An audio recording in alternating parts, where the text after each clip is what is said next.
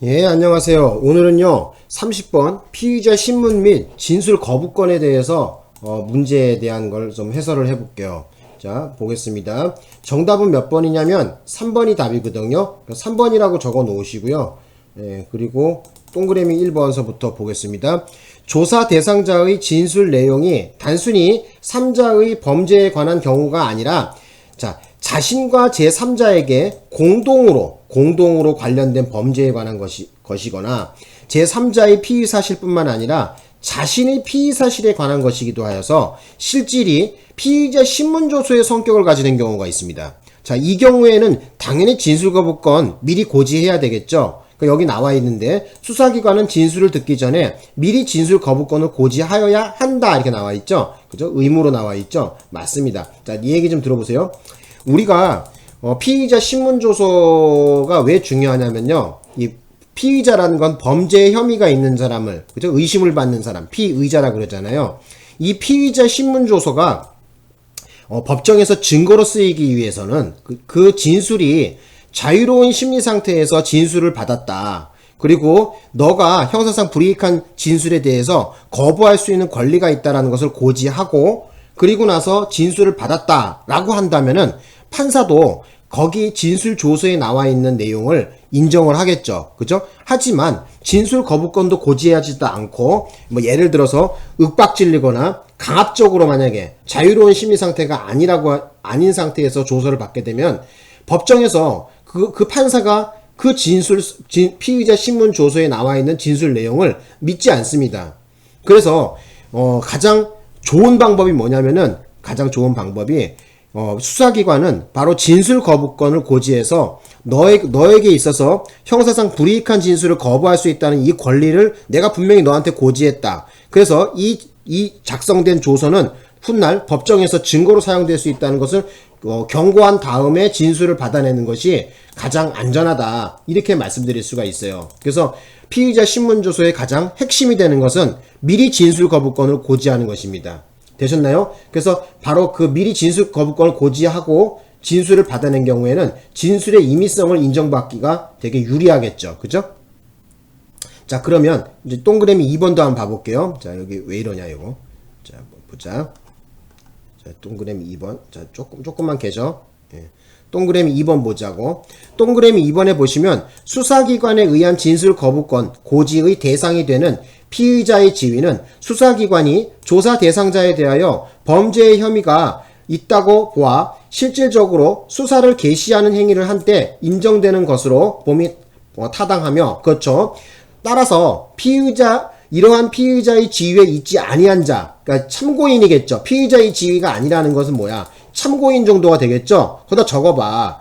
피의자의 지위에 있지 아니한 자, 참고인이 되겠죠. 참고인에 대해서는 진술 거부권이 고지되지 않는다고 하더라도 그 진술의 증거 능력은 인정된다. 맞는 얘기겠죠. 참고인은 범죄와 관련된 사안을 알고 있다는 사람의 말 그대로 참고사항을 듣기 위해서 듣는 거란 말이에요. 그래서 참고인 같은 경우 피의자의 지위가 있지 않는 사람은, 그죠?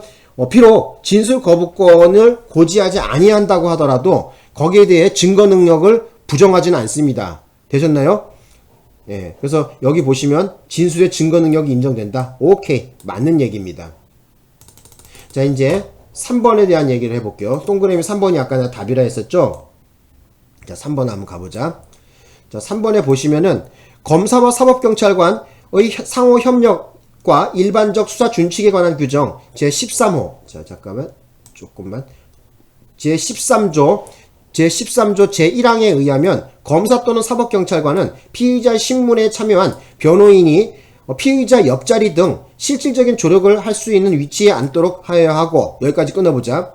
그래서 피의자 조사할 때, 그죠? 피의자 신문조서 꾸밀 때 그 변호인 있잖아요. 여기 변호인. 이 변호인한테 자리를 어디다 주냐면 바로 옆자리에다가 앉게 해줘야 돼요. 그래야지만 어떤 점이 있냐면은 수사 과정 기록에도 기록해놔야 되겠죠. 바로 옆자리에서 피의자가 변호인의 조력을 받으면서 이 조서는 작성되었습니다 라고 돼 있어야 문제가 안 생기는 거예요. 왜 그러냐면 충분히 방어할 수 있는, 그죠? 방어할 수 있는 방어권을 행사했다고 보는 거거든요. 그러한 상황에서 작성된 피의자 신문조서라고 한다면은 판사도 그것을 쉽게 인정을 하겠죠. 그죠? 근데 만약에 변호인 보고 저 뒤에 앉아, 저 뒷좌석에 앉아 있어. 한 5, 6m 떨어진 데서 안 춘다든지, 뒷좌석에 안 춘다든지 하면 안 되죠. 그래서, 지난, 판례에도 나와 있지만은, 변호인 옆자리에 못 앉게 한 판례가 있거든요. 변호인을 피의자 바로 옆자리에 못 앉게 저 뒤에 앉아 있으라고 한 거 있어요. 그 사건이 있는데, 그 경우에 증거 능력을 인정하지 않았습니다.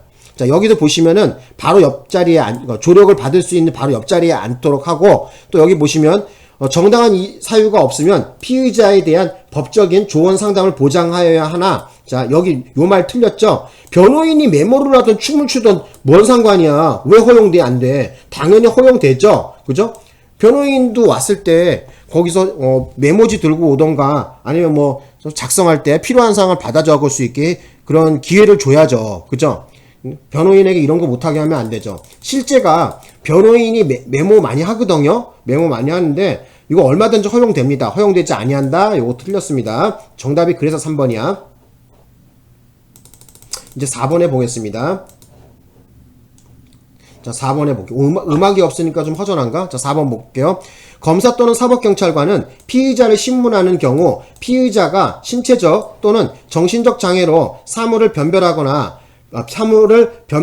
의사를 결정 전달할 능력이 미약한 때에는 피의자의 법정 대리인의 신청이 없는 경우에도 직권으로 피의자와 신뢰관계에 있는 자를 동석하게 할 수 있다. 예, 맞는 얘기입니다.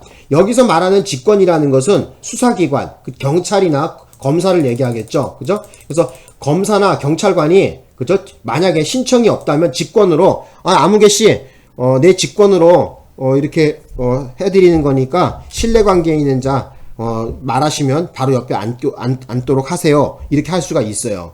그죠? 그래서 그 피의자 같은 경우에는 지금 범죄에 의심을 받는 사람이라서 되게 심적으로, 마음적으로 좀 불안한 사람이죠. 그래서 신뢰관계에 있는 자를 갖다가 동석하게 해주게 되면은 아무래도 마음적으로, 심적으로 편안한, 자유로운 마음 상태에서 조사를 받을 수 있겠죠. 그죠? 그래서 신뢰관계에 있는 자 동석 제도가 있는 겁니다. 되셨나요? 예. 그래서 이 경우에 또 경찰관, 수사기관, 그러니까 검사와 경찰관이죠. 경찰관이 직권 신청이 없다고 한다면은 직권으로 얼마든지 동석하게 할 수 있습니다. 만약에 뭐 물어봐서 아는 고향 선배라든지 아니면은 평상시 많이 따르던 선생님이라든지 뭐 여러 사람들이 있겠죠. 그죠? 그래서 옆자리에 앉아서 편안한 마음 상태에서 조사를 받을 수 있게 해줍니다.